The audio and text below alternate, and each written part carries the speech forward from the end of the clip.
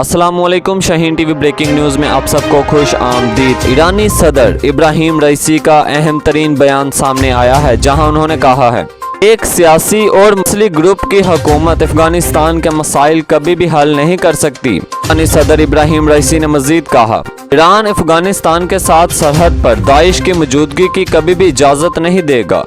हम अपनी सरहदों की दूसरी जानिब किसी भी दहशतगर्द ग्रुप दाइश की मौजूदगी और दूसरे ममालिक पर हमलों की कभी भी इजाज़त नहीं देंगे। अफगानिस्तान में दाइश की मौजूदगी न सिर्फ अफगानिस्तान के लिए बल्कि पूरे खित्ते के लिए एक खतरनाक है।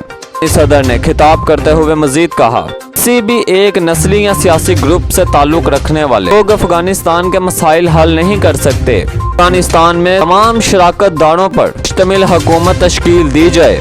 ईरानी सदर ने मजीद कहा, तालिबान अफगानिस्तान में मुस्तकबिल के हल के लिए एक हिस्सा बने। इब्राहिम रईसी के इन बयानात से कबल तवक्का की जा रही थी कि ईरान और अफगानिस्तान के दरमियान ताल्लुकात बेहतर हो जाएंगे। हम नाज़रीन मोहतरम, ये सारी तफसीलात थी जो शाहीन टीवी ने आपके साथ शेयर की हैं। अगर आपको हमारी ये वीडियो पसंद आई हो तो इसे लाइक कीजिएगा और शाहीन टीवी को सब्सक्राइब कीजिएगा, ताकि यहाँ आने वाली हमारी तमाम नई वीडियोज़ आपको मिलती रहें। यूं ही आपका और हमारा साथ बना रहे। शुक्रिया।